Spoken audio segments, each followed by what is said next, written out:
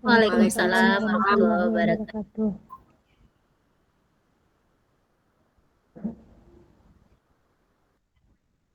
Sehat Ibu? Sehat, Alhamdulillah. alhamdulillah.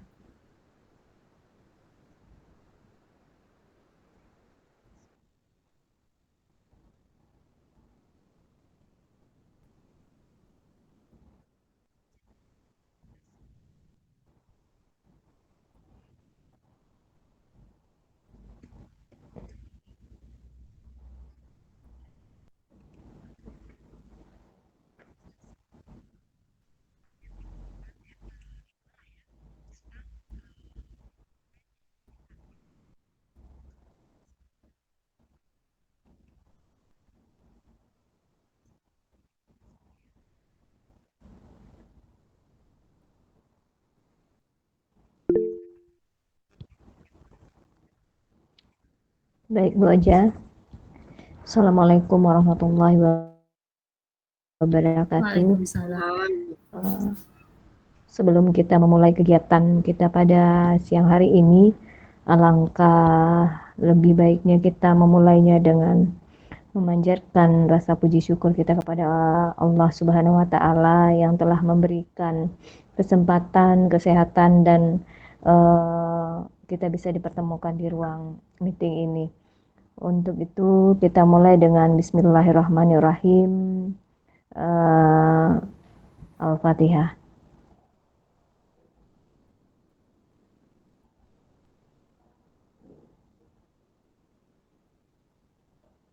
Selesai. Bu Aja, sama-sama Bu Aja.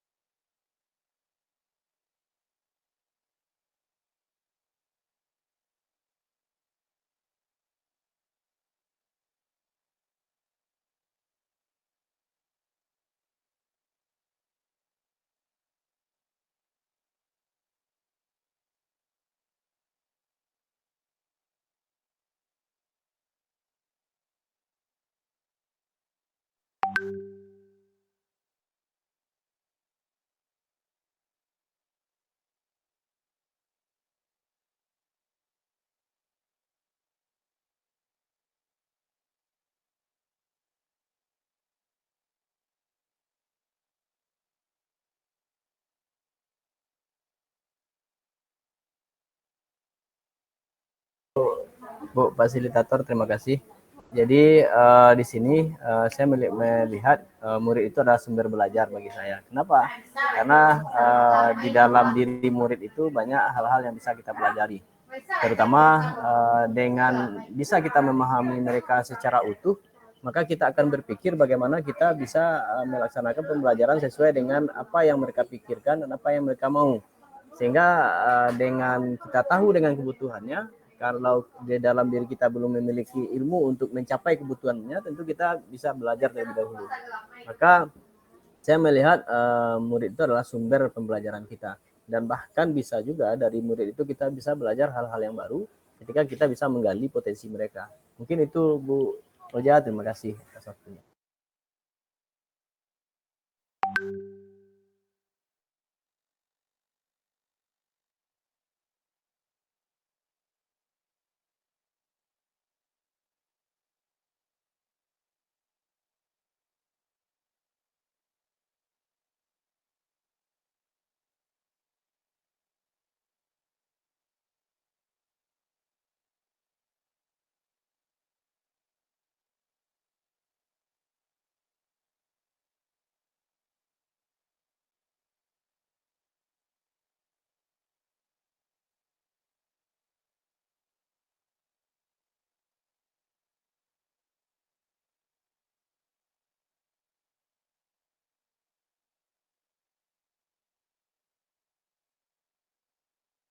Baik Bu Eja, di sini Bu Yunita Safitri mengatakan bahwa potensi yang ada pada diri Ibu itu adalah komunikasi yang asertif. Kemudian Pak Samsurizal mengatakan yang pertama adalah komunikasi yang positif yang harus ada potensi di dalam diri ibu gurunya untuk melaksanakan program yang berpihak pada murid. Kemudian saya sendiri mengutamakan komunikasi dan teknologi karena zamannya sekarang adalah zaman teknologi, mau tidak mau murid pasti bisa teknologi ya Pak, ya Bu ya. Kemudian Bu Net mengatakan potensi guru muda dan menguasai IT. Nah, ini sama dengan IT dan teknologi. Demikian Bu Roza.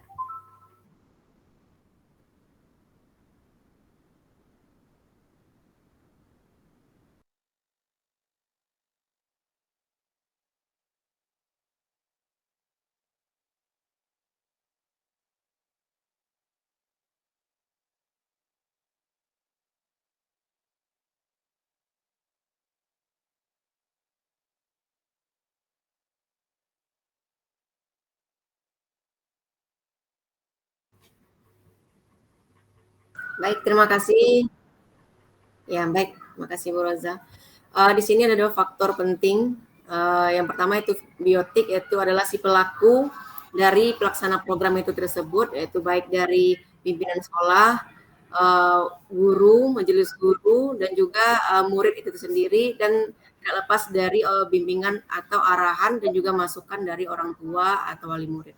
Dan dari faktor biotiknya bisa termasuk dalam lingkungan, aset-aset yang kita miliki di sekolah, mulai dari kalau kita misalnya programnya salah satunya dalam kegiatan ekstrakurikuler, contohnya contoh di sini adalah silat misalnya, pasti sudah ada peralatan-peralatan yang digunakan oleh siswa dalam pelaksanaan program tersebut. Itu salah satu contohnya Ibu Roza, terima kasih.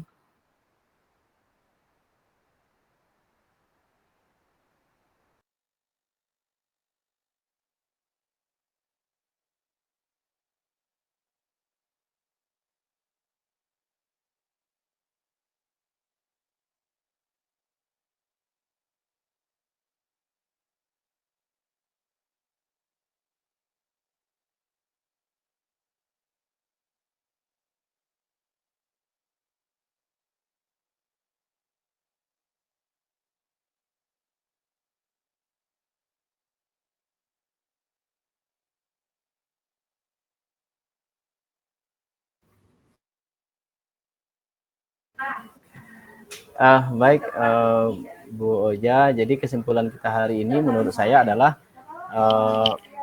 karena kita murid adalah manusia yang selalu berkembang sesuai kodrat alam dan kodrat zamannya, maka sebaiknya sekolah merancang pembelajaran itu sesuai dengan kebutuhan mereka, sesuai dengan apa yang mereka inginkan datang ke sekolah.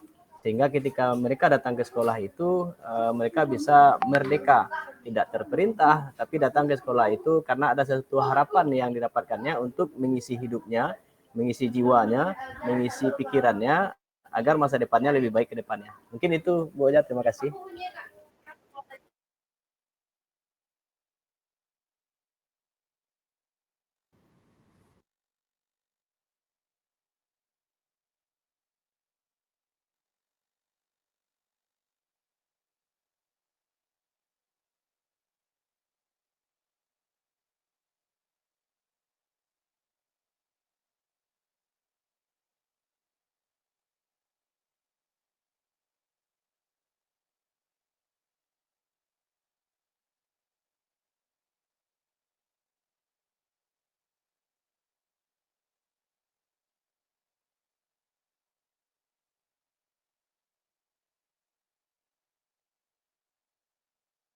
Alhamdulillahirabbil alamin. Alhamdulillah.